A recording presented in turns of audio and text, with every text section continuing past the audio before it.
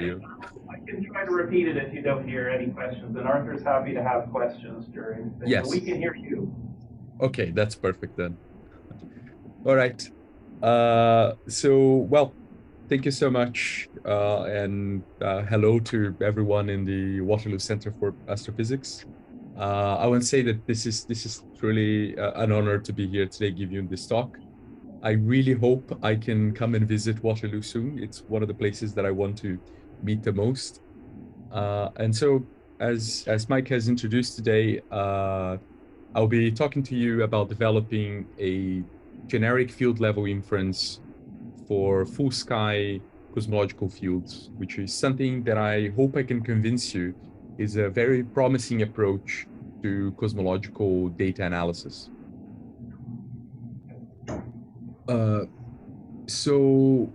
Before I start, I just want to say that, all the work that I'm presenting here today was done in collaboration with these amazing people at Imperial College, Leiden University, and UCL. This is what we call the Almanac team. So Almanac is the method that I will present to you in this talk.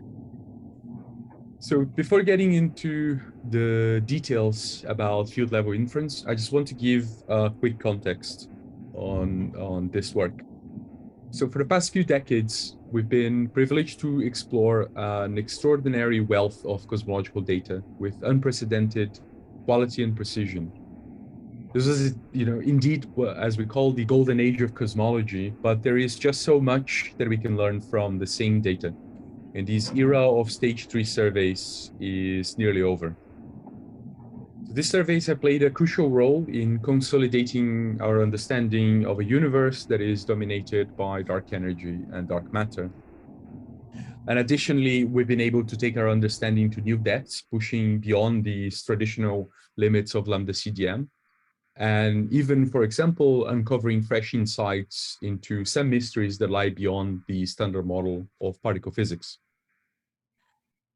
However, when we were exploring beyond the boundaries of lambda CDM, the stage 3 surveys seem to suggest that despite all our efforts, it is lambda CDM, like it or not. But our persistence has started to pay off, and some cracks are starting to show in this model.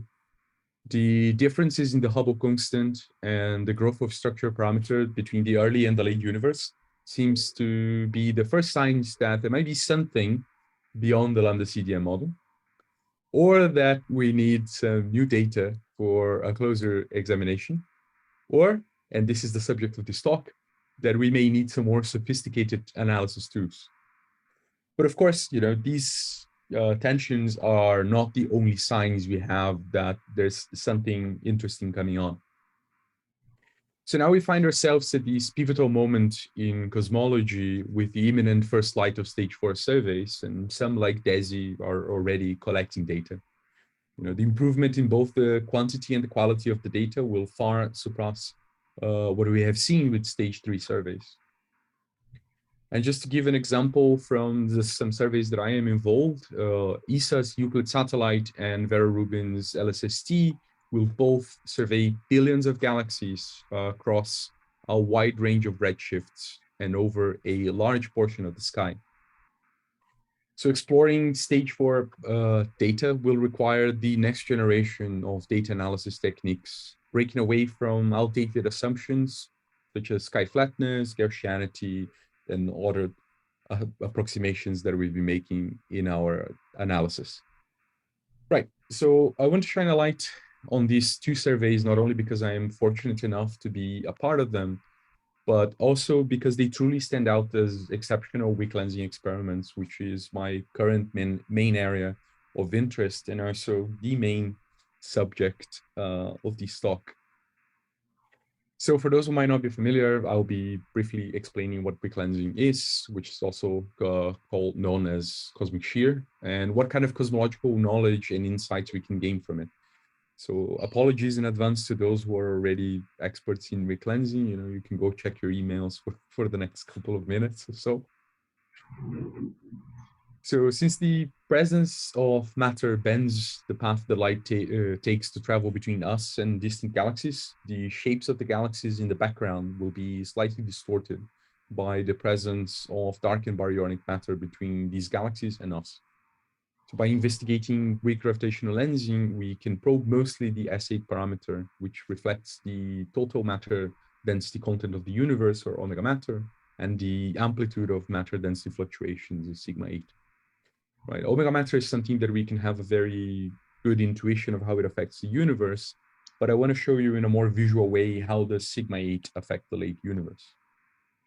So here I produced two log normal simulations of mass maps of the late universe, one with a very low sigma 8 value and another one with a very high sigma 8. And what you can see is that the higher amplitudes of fluctuations lead to a clumpier distribution of matter with denser regions and emptier voids. And as I mentioned before, as the light of distant galaxies travel through these different universes, we will observe different cosmic shear signals. It's getting a bit more technical. The lensing equation connects the true position of a source in the background to what we observe through these Jacobian transformation of the lensing potential. So this lensing potential plays a crucial role in weak lensing, and itself depends on the Newtonian gravitational potential on the standard lambda CDM cosmology. From this lensing potential, we can determine two key weak lensing observables, and I'm determining them here in harmonic space because this is the basis that I'll be using in this work. The first one is the lensing convergence, and the second one is the cosmic shear. And just like polarization of the cosmic microwave background, cosmic shear can be broken down into an E and a B mode.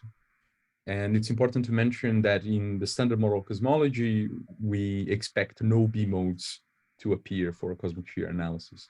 But this makes the B modes a powerful tool for detecting systematic errors in the data, because any presence of a B mode in your measurements will indicate that something went wrong before this getting the 2-point statistics or the B modes. Okay. So starting getting a bit more specific on what's field level inference and why we should care about. To give some background, I want to just outline how, in a very simplistic way, how we do cosmological analysis in the traditional or vintage way in cosmology. So taking cosmic shear as an example, we assume that we'll start with a catalog of galaxy shapes. And here, let's just pretend that this is a given, because I don't want to get into the whole problematics of how we measure shapes. So we have this catalog of galaxy shapes, and our goal is to apply some sort of estimator such that we can obtain some cosmic shear maps. From these maps, we then apply our favorite 2-point statistics. In my case, is a supercell estimator. And then we obtain some summary statistics from these fields. So here, just to avoid being seen as someone that does not appreciate the vintage kind of cosmology, the vintage way of doing cosmology, I'm using my own paper on an analysis of KIDS 1000 data using angular power spectrum as an example. So through the talk, if you see these QR codes in the screen, you can just scan them, and this QR code will take you to the archive page of the work. But going back then, after we have our summary statistics and we do our error modeling, we proceed to perform likelihood analysis. So these ultimately lead us to these cosmological parameters, revealing, in this case, the well-known degeneracy between sigma 8 or omega matter, or as we call it, lensing, the cosmic banana. And this traditional method of doing 2-3-point analysis in cosmology has been quite successful since the very early measurements of the CMB. So this process of going from raw data into some clean data maps, apply your favorite endpoint statistics, conducting a Bayesian inference, and ultimately finding that it's lambda CDM again, as always. So what we want to do with field level inference is to move away from something like this towards this type of analysis, where we go from the noisy galaxy shapes, forward modeling statistically or physically via hierarchical model, all the way to the cosmological parameters, with the maps and the summary statistics as some intermediate products. So here I'm highlighting this paper by Natalia Porcheris in the Aquila Consortium, where they show several advantages of using field level inference, right? So here they demonstrate that with the same data set, the same simulated data set, this well-known degeneracy between sigma 8 and omega matter can be resolved. So the constraints they obtain not only break these degeneracies, but also are way more precise and accurate than the traditional two-point analysis that we have been doing in cosmology for the past 20, 30 years. So this means that we can extract much more information from the available data using a forward model field level approach. So before I delve into what this hierarchical box is, to put everyone into the same page, I just want to give a brief overview of how Bayesian hierarchical models can use direct cyclical graphs. And this is going to be the only time I'm going to say these words. This is very hard. I'm just going to call them DAGs from now on. And to how this can help us understand these hierarchical models. And then I'm going to show what this would look like in an ideal case. So a DAG is a tool that helps us factor joint distributions with two or more random variables into conditional and marginal terms. So this helps us visualize the statistical dependencies between latent variables in our model. So in this example here, we want to know the probability of feeling joy when we wake up, which will depend, let's say, in our night sleep quality and the weather outside, which itself is conditional on the season that we are in. Right? And here, just showed we can have like an independent variable E, which will not affect our variable of interest. So the joint distribution of all these variables is then the probability of feeling joy, given the weather outside and the night sleep quality, and the weather given the season, as well as the priors that we have in our root variables like Q and S. And then note that like P of E here is independent and does not affect any variables as well, because P of E is usually 1. Another example here, and I think this is my final motivation about why we should be looking into field level inference, is this paper by Florian Leclerc and Alan Evans, where they show what I would say like the full potential of field level inference applied to a toy model.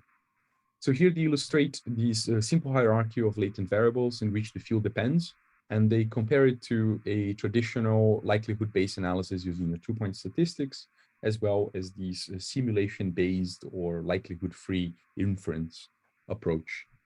So in this model, the aim is to estimate these two latent variables, beta and alpha. And here you can see like alpha as something that directly affects the field, like in cosmology, let's say a galaxy bias, while beta acts more like a cosmological parameter that affects the correlation function, which then characterizes the field's statistics. So Alan and Florian found out that the traditional analysis, which is shown here in green, does not, obviously, as we knew before, use the available information optimally, and sometimes yield potentially biased results. Furthermore, they showed that the simulation-based inference here in blue appears to be less accurate than the two-point function analysis. Obviously, here we should be arguing that it's not that this is less accurate.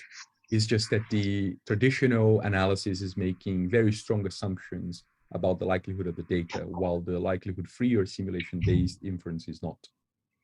But the point of this plot is these orange contours here, which show the results when we're using field level inference, which are way more precise and accurate when compared to the other approaches. So personally, I think this toy model here is an excellent example of all the information that we could extract if we were using more field level inference in cosmology.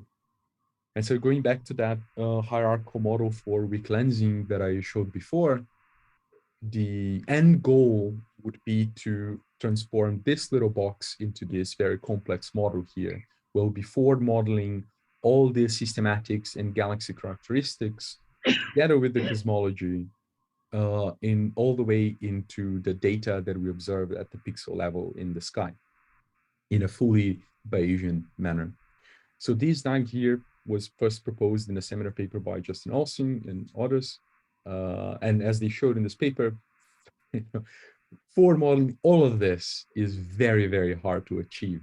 So the work that I will show you now we will focus on a subsection of this middle panel, which is already hard enough for when you break out of the assumption of having a flat sky. So the work we will be doing is related to this bit, but for the full sky. So with this in mind, we developed Almanac, which is a generic field level inference framework for full sky cosmological fields and their angular power spectrum. And so here, when I say generic, what I mean is that the samples that are obtained from Almanac are agnostic of the underlying physics. So different from other field level approaches, Almanac makes no physical assumptions beyond the spin of the fields and their isotropy. If you have any questions, please do interrupt me and let me know. All right. So the idea behind Almanac is that we decompose the projected 2D field into spherical harmonic coefficients, where their covariances are given by the angular power spectra, or traditionally as we call the CLs. And the method that we developed is generic enough for spin zero fields, such as the CMB temperature, galaxy clustering, lensing convergence from both the cosmic microwave background and weak lensing, as well as spin two fields such as CMB polarization and cosmic shear. So the Almanac Bayesian-hierarchical model is relatively straightforward if you compare it to the goal DAG that was outlined by Justin in 2016. So in this model, each power spectrum multiple and spherical harmonic coefficient, even those that are under the mass, is treated as a separate free parameter.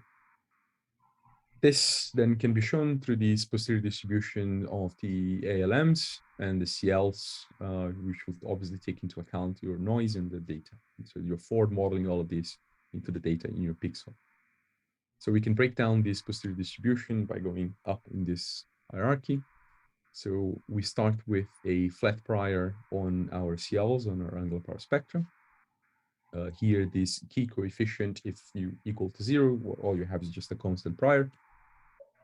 We then assume a Gaussian prior on the fields, given their covariances, and a Gaussian likelihood of the fields, given the noise in the data. So here, I want to outline something that is quite important. It's generally a misconception when I present this. So it's not because the prior of the fields is Gaussian that the posterior distribution of the fields will be Gaussian.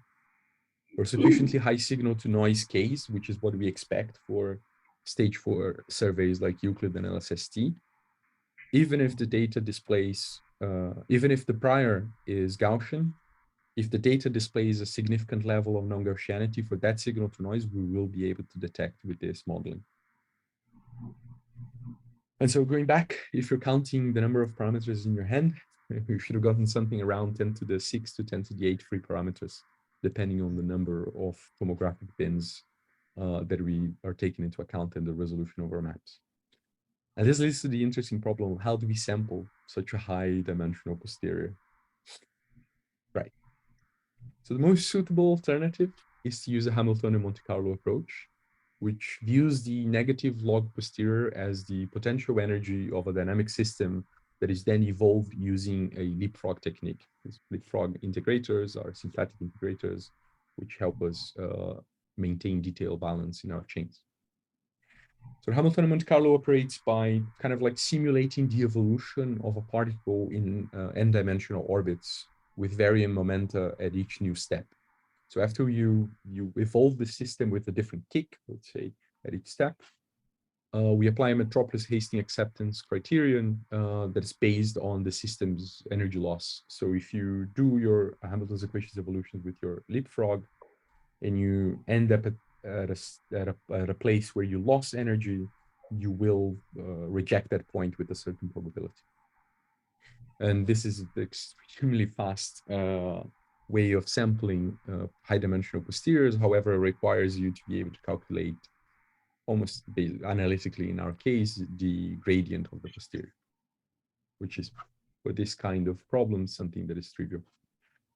However, what we've learned in the hard way is just a vanilla Hamiltonian Monte Carlo is not enough. And there are other problems that we need to overcome to be able to reach our goals. So the first of these problems is due to the geometry of our posterior distribution. So because our CL matrix needs to be positive definite with the alpha power spectra positive by construction. So this CL matrix will have the autocorrelations in its diagonal and the cross correlations in its off diagonal. And then you have one of these matrices for each multiple. The most straightforward way of ensuring this, what we call a naive parameterization, would be to take the logarithm of the CL matrix that will then ensure that this will be positive. However, when you do that, you fall into this stingray-like posterior that is shown over here. It's something also known as Neal's funnel. So as you start sampling this posterior distribution, you start going down the funnel and your sampler becomes highly inefficient. It's really difficult to get to this region here, which is a very typical region for the types of problems that we are probing. So these are CLs that are very low amplitude and ALMs that are around 0. So this happens quite often. So it's a problem that we need to take into account. But usually this like Neal's funnel is a very known problem, and known problems have known solutions. And in this case, the solution comes from rescaling the quantity of interest by its variance. So in the case that we're looking for, what we want to do here is that we do a Cholesky decomposition of the CL matrix, and then we rescale the fields by the inverse of the upper triangular Cholesky decomposed matrix. And because we still want to ensure that the alpha power spectra are positive, we then take the CL dimensions to be the log diagonal of the L matrix. And so our posterior distribution that looked like something really difficult to sample like this becomes a very well-behaved posterior that is quite trivial for a Hamiltonian Monte Carlo to sample from. So then here just showing you how well this does. He's comparing the trace of the posterior for both cases. So here using the naive parameterization and here using these Cholesky coordinates. What we can see is that this coordinate transformation really helps us better explore the parameter space in this problem. And so in other words, this trick significantly increases our acceptance ratio, okay? Increasing the efficiency of the sampler. But there's still another problem that we need to deal with, and this is the high correlation length that we see due to having just way too many parameters. So to solve this, we introduced these three-phase tuning Hamiltonian Monte Carlo. Right? And there's a lot of details here.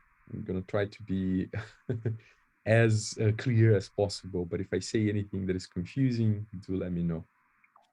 So at the start of the sampling process, we start at our at a naive estimate of what the angular power spectra and the ALMs should be. From that point, we calculate the Hessian of the distribution in a semi-analytical way, because that gives you a good understanding of what the geometry of your potential or the curvature of your potential should look like. We use that as the step sizes to go into a burn-in phase that should last a few thousand points. After this burn-in, we are kind of sure that we are in the region of interest that we want to be sampling from in this multidimensional posterior distribution. So we throw away the burn-in points, we reset our sampler, and then still using the Hessian as step sizes, now we want a more empirical measure of this curvature of the potential. So you use the first phase to climb up to where we're interested, and then the second phase, we sample around to understand in a more empirical way what the curvature of this potential is. Now, the variance of these samples is a much better proxy for the curvature than the Hessian. So we take that as our new proxy for the step sizes. We throw away everything we sampled so far, and we start the third phase of tuning, which is the leapfrog tuning. So as you mentioned before, in Hamiltonian Monte Carlo, you have to evolve Hamilton's equations using symplectic integrator. But the leapfrog integrator has two free parameters. It's the number of steps you want to take and the size of the steps you want to take at each integration. So what we do here is that we sample for a few more thousand steps, and we try to solve for a desired acceptance ratio. So we know for like an MCMC around like 65, 75% acceptance, you are probing quite well your posterior distribution. So at this stage, we're solving for finding a parameter that rescales the step sizes in all dimensions such that we'll get our desired acceptance ratio. After that, we again throw away everything, and then we start the real sampling for good. And as you can see from this toy model here, the quality of the sampler increases quite a lot. But what do we get when we compare the normal Hamiltonian Monte Carlo with this tuned version of the Hamiltonian Monte Carlo is that we lower quite significantly our correlation length, which is something really important when you're sampling millions of parameters at the same time. Is there any questions so far? Or is everyone already completely lost? So can I ask a question, or just? Yeah, sure. Can you hear me? Okay. Yeah, a little bit. Yes, yes. So how many parameters are we talking about? I'm gonna get to that. That's a spoiler. This is the next slide. Okay, thanks. Yeah. So I'm gonna go to the interesting part though. Okay, so I want to show you some quick results. What do we get when we apply Almanac to some simulated data? Right, so I'll start with the most challenging application, and this has been put out in the archive and has actually been accepted by the Open Journal of Astrophysics 2 days ago. And the most challenging application to this kind of methodology is cosmic shear, the tomographic cosmic shear, right? Because you have multiple bins that are correlated over redshift, over the sky. There's a lot of parameters. So we performed a Euclid-like simulation that has two cosmic shear tomographic bins, a Euclid-like mask, and a Euclid level of noise. Here. So we're probing scales up to a multiple of 2048. And that means, in answering your question, that we have 16.8 million free parameters, from which only around 20,000 are the angular power spectrum. And so this figure here shows the mask that we used in the simulation. So we're masking out the galaxy, or masking out the ecliptic. Here you have the input and the realization power spectra to the simulation. This is the power spectra of the mask. In yellow here is the level of noise. So for the E modes, we have a mid signal to noise ratio across the multiples.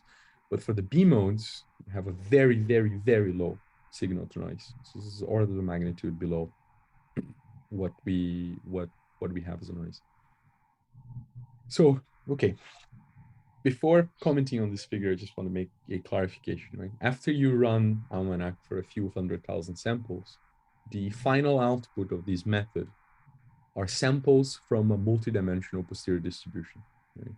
However, we cannot visualize this. And so everything I'm showing you now are marginalizations over multiple dimensions to show something in a way that we're more used to.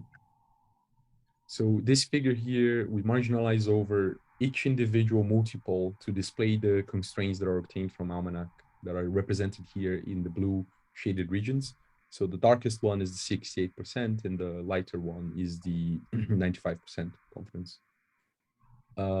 In red here, what you have is the input that we gave to the simulation, while in gray is the thing that I mentioned is our initial step size. It's this naive angular power spectrum measurement, what we call pseudo-CL estimate. So it's worth mentioning from this figure here that Almanac performs very well in this variety of signal to noise conditions that we have from cosmic shear. But I will call the attention that for the B modes, which are expected to be very close to zero, the sampler obviously has difficulty reaching this lower end of the log space prior. And this results into values that are quite close to zero, but not exactly zero. So other things, so now I'm just going to show you lots of stuff that we can do with the samples. And one of them is investigating disparity violating modes, which, just like the B modes can serve as a really strong indicator of systematic contamination. Another really cool thing is that when we look at the individual marginalized multipoles, we see that Almanac can recover the expected non-Gaussian posterior for large scales in the CLs. So the Almanac can recover information on scales that are in theory not accessible due to the geometry of the survey, so because of the mask. But as I'll explain later in a more visual way, Almanac uses the information on the scales that are present in the data to forward model the mixing pixels in harmonic space, which allows us to, this method to recover some information on the largest scales, right? And I think this is something that for recleansing, we don't care much on these large scales, but since Almanac is quite generic, right, there is a lot of valuable information in these large scales that we can extract from a galaxy clustering analysis. So we can perform studies about galaxy biases and even primordial non-Gaussianities here. One of the other exceptional capabilities of Almanac is its abilities to tackle something that is a major challenge in weak lensing and CMB polarization analysis, which is the EB leakage. So the presence of the mask in this analysis leads to some ambiguity between certain modes, which can result in, for example, like some low B modes appearing as some high amplitude E modes or vice versa. This can have a negative impact on the accuracy of our cosmological analysis, or probably bias our cosmological analysis. But Almanac provides samples from the complete posterior distribution, right, which could reveal correlations between these E and B modes for specific multiples. These correlations then can be addressed through a fully Bayesian approach, because we, again, have access to the full posterior of the E and the B modes. But if you want to use just the point estimates of Almanac, as the PhD, Elena Celentine's PhD student in Leiden is exploring right now, Javier, you can just check for these correlations in the chain and then marginalize over these leaked modes. So basically what I'm trying to see to the more people more experienced in weak lensing and CMB polarization is that EB leakage is not a problem for this at all. And now, since we have samples from the maps in harmonic space, we can transform these samples back into real space, obtaining then samples of the shear and the mass maps from these noisy partial sky data. So this is what, on the top here, what the simulation that was the input to Almanac looks like. So there's missing data all over the place, it's completely noisy. This is the same simulation if you turn off the noise and you turn off the mask. So this is a fiducial simulation here. And I don't know if Zoom allows, you can see how the samples are quite well constrained where we have data present, while it flickers a lot in the small scales where the data is missing, right? Because naturally, as the information about large scales are partially present where we do have data, these scales can be constrained with the help of the prior, where the telescope hasn't even pointed. But naturally, where we don't have data, the small scales are going to be completely unconstrained. This is more apparent in this comparison of the lensing potential from the fiducial simulation with the potential that the lensing potential that we recover from Almanac applied to that same noisy masked sky simulation. But both of these have the same underlying signal, right? So in these maps here, you can see that Almanac is able to effectively recover the underlying signal for a typical sample. So here we're referring to typical sample because there's no, after you've done the burn-in, there's no special sample, right? From your chains. They're all almost equally likely because our posterior distribution is so high dimensional. I apologize for my cat screaming behind, if you can hear that. Right. So you can see here, it recovers quite well where we do have data, and where we don't have data, Almanac is able to, have some very reasonable guess of how the structure should looks like in these areas where Euclid will, in this case, will not even point. So if I gave you these maps with no labels on it, you wouldn't be able to distinguish which one is the right one and which one is the fiducial God-given lensing potential. To emphasize this more, this performance on these large scales, right? Here on the left, there's a comparison of the underlying fiducial signal. We're just like taking the pseudo-CL of the fiducial simulation compared to the pseudo-CL of a typical sample from Almanac in gray, right? So you can see in the small scales, Almanac is basically unbiased, is kind of expected. Well, in the small scales, it just scatters around the underlying fiducial value, and this is because of the missing pixels in the mask. Here on the right, I'm showing you the residuals for these maps, given the fiducial. There is a bit of an expected discrepancy, which is below a sigma, between what we expect and what we recover, and this again is due to the missing pixels that we have in the data. Finally, just want to show some preliminary applications to CMB simulated data. So here we have a low signal to noise case, just single channel with a WMAP-like mask. And here again, this mean map from the samples shows this point that I've been trying to make about the large scales, right? So when we look at this, we can note that where the data is missing because of the mask, we're still able to infer the large scales, and it's more obvious in this mean map, but obviously the small scales are washed away, right? And so here you can see a little bit how noisy this simulation is compared to the true fiducial signal. This is an application to Almanac for a CMB polarization simulation, where there's no crosses between E and B, just because it's an application to demonstrate more or less the range of signal to noise that we can have. So here the E has a very high signal to noise case, while B is very low signal to noise. All right, this is some preliminary results we will present in this companion paper that is more focused on the overall methodology and the sampler. Finally, if you're doing MCMC and you're claiming to be probing 16.8 million parameters, you need to do convergence diagnostics.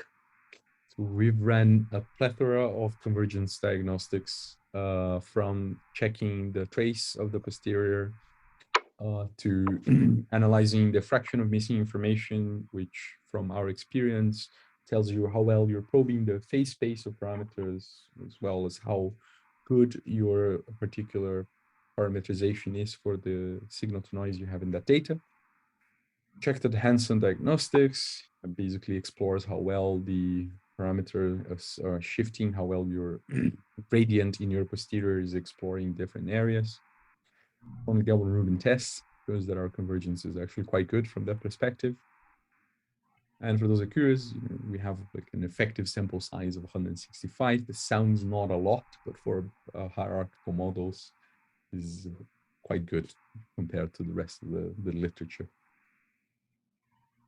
Right, so where do we go from here now? And what have we learned, right? So my point here is that the next generation of surveys will require these next generation of cosmological analysis.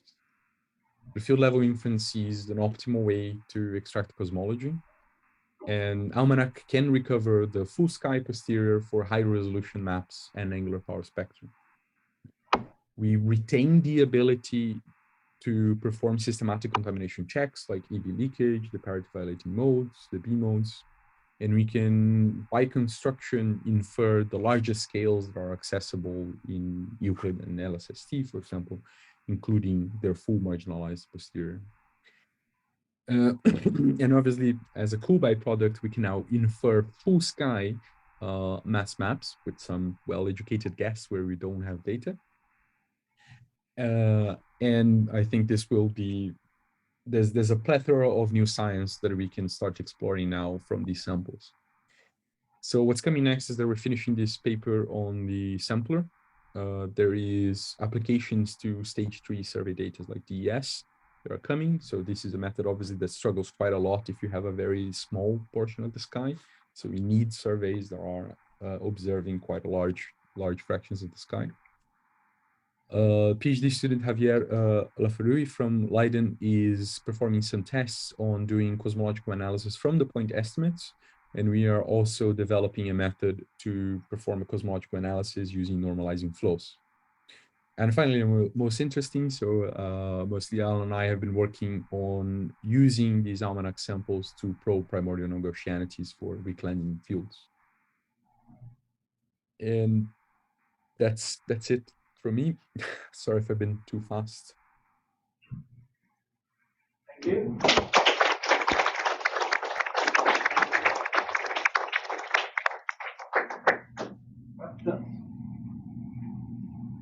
Go ahead, Neil. Speak up. It's next to, it's right down there. Is that connected to the right microphone? Can you check the microphone? I can hear someone speaking. A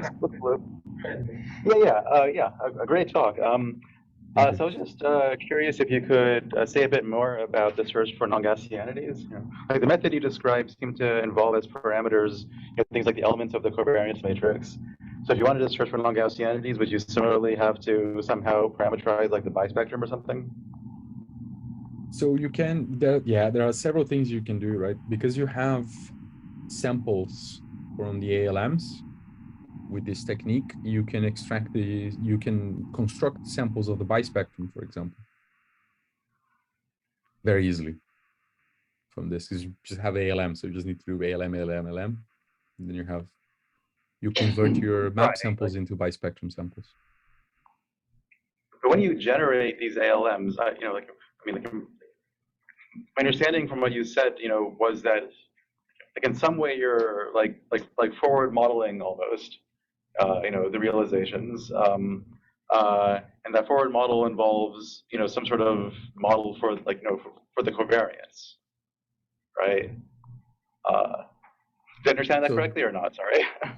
Yes. So you can see the CLs as the covariance, right, of the field. Yeah, exactly. Okay, good. So now if there's, let's say, primordial non-Gaussianity, then your realizations. Well, the ALMs are not then fully described just by a covariance. They're also described by a non-zero bispectrum. Yes. And so I was just wondering, like in practice, how do you implement that?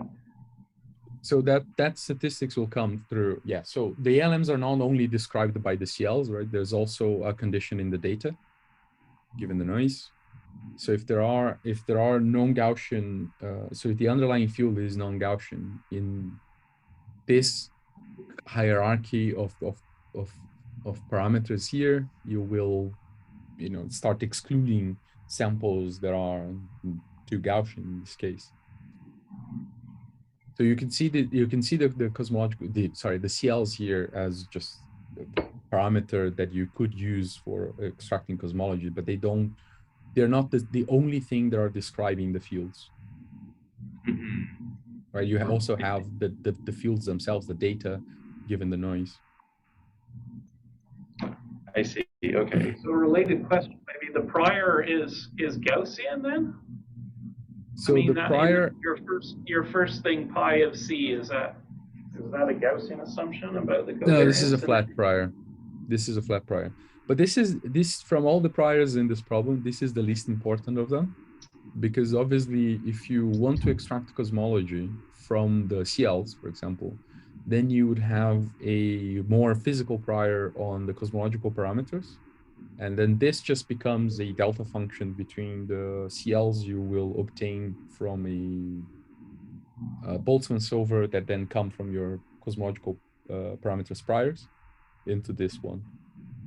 So it's just purely a simple approximation for this that should have no impact in the cosmology.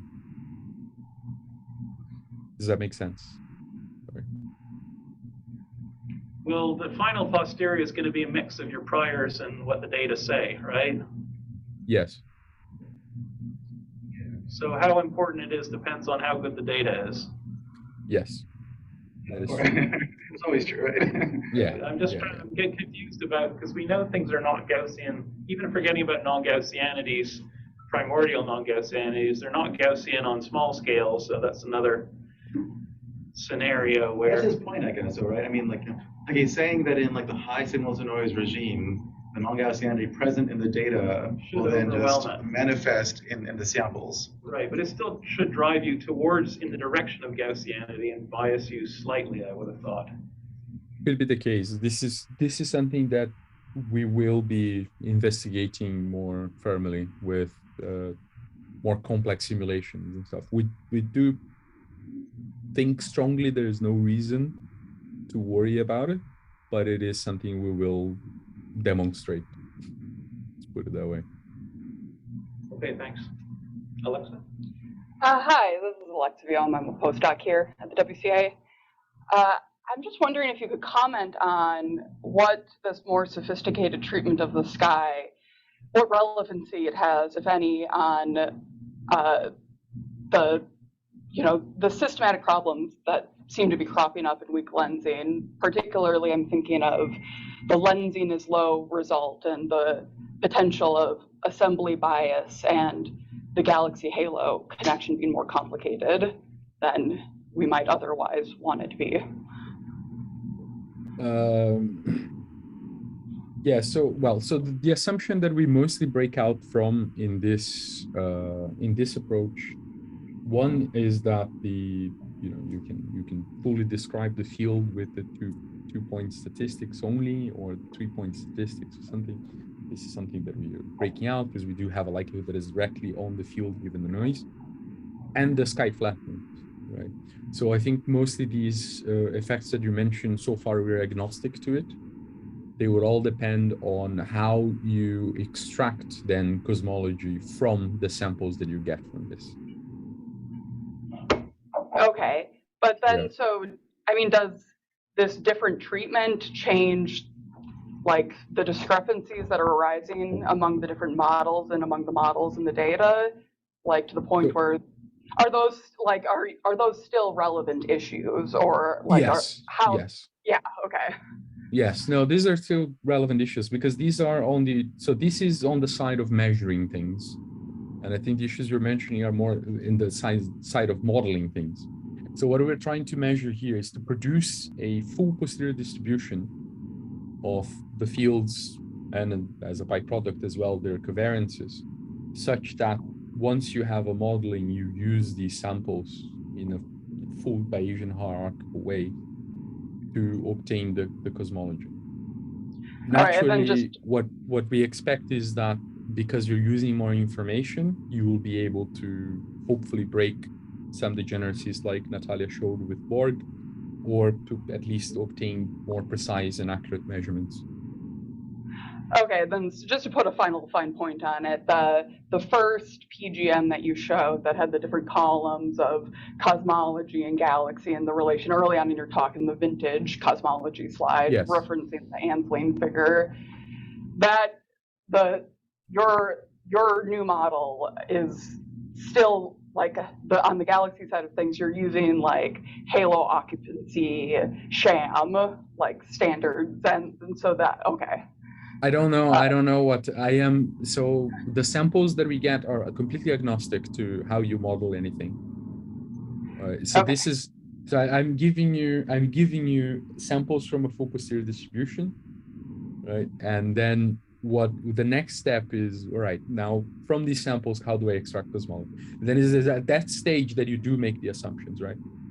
But then you can, using the same samples, and this is how Almanac is generic, using the same samples, you can do different assumptions in your cosmological analysis, which is different from these models like Borg that assumes a gravity model and assumes different physics, and then forward models from initial conditions to the present day. So we don't do that. We don't have, all our assumptions are purely statistical. All right, great. Thanks for the clarifications. No problem.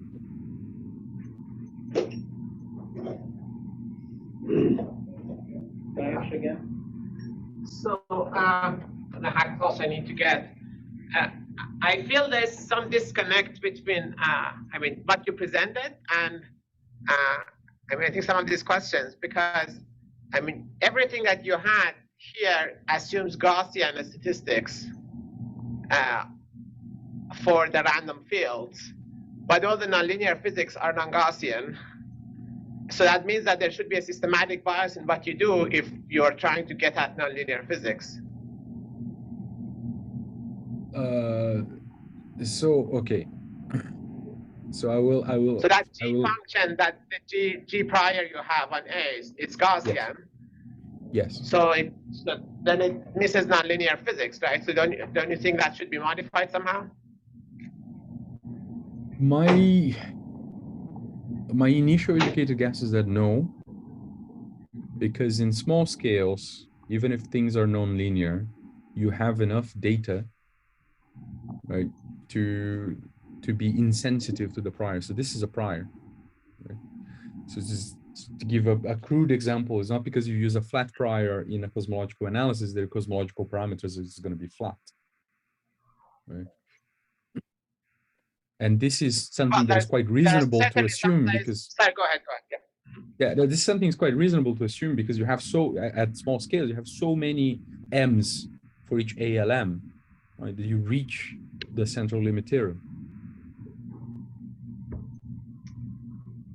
Well, no, there is central limit theorem, but we know there are things that are non-Gaussian, and there are rare objects, there are clusters, and there are, I mean, the thing is that on both the scales, the large and the small scales, there are things that are non-Gaussian. The larger scales, there's primordial non-Gaussianity that could be interesting. Yes. And on the small scales, there are also some nonlinear physics. And I mean, of course, if you can measure things very well, then that's not a problem. But there are always things that you cannot measure very well. So to illustrate this point, so like even with the Gaussian prior on the fields and a Gaussian likelihood, you see the multiples here are highly non-Gaussian, as expected. Right, so we expect that for low multiples, it should follow a chi-square distribution for if the underlying field is Gaussian, right? And you see this Gaussian assumption doesn't stand on the way of probing posterior distribution that is non-Gaussian. And this is for the low multiples. Right? Sorry, like this is the CLs. This is right? for the CLs. Yes, this is for the right. CLs. Yes, the question I think more is about possible non-Gaussianity in the ALMs. Yes. So for the ALMs, we believe that this is not going to be a problem, but obviously believing doesn't mean anything. But for these initial analysis that we've done, right, these simulations here, are Gaussian realizations, right? So we can't check for non-Gaussianities because they're not there.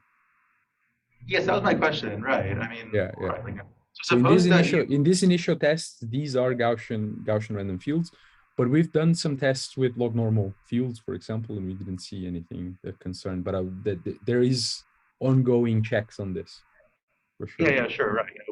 But similarly, right? So suppose that similar to what Nayash was saying, so suppose that you put in like some massive cold spot or hot spot on the map. Would you be able to recover that in these realizations? I guess is the question. Well, if you look at this as at the lensing potential, obviously this is only looking at large scales. The lensing potential amplifies large scales. Right? There are cases where we do have some like very cold spots, and we seem to be recovering those. It's hard to see. Yeah, so if you see here, there's a big depth in the potential, and then this is the typical Sure, but that isn't like a 10 sigma cold spot, right? I mean, so something like a massive galaxy cluster, for example, forming in like the matter field, right? Mm-hmm. That would be hard to generate from Gaussian realizations because it's such a non-linear, non-Gaussian structure. Yeah. It's something that is worth investigating. I'd say if all I'm saying about now is speculation from what we understand on the statistics of the field. Right. Okay. So our understanding is sufficiently high signal to noise, which is a little bit what we expect from Euclid and LSST. You shouldn't pose a problem for fields that are non-Gaussian. But we will be investigating this in more depth, and if any changes are required to the potential, this is something that is quite simple to transform and modify. So that should be fine. Yeah. Okay, great. Yeah, thanks so much. Okay, thank you. I think we're at the end of our hour, so let's everybody thank Arthur one more time. Thank you. One day. Me too. I'll see you. Yeah. Feel free to email me with more questions if you want. Okay, great. Thanks. Okay. Bye.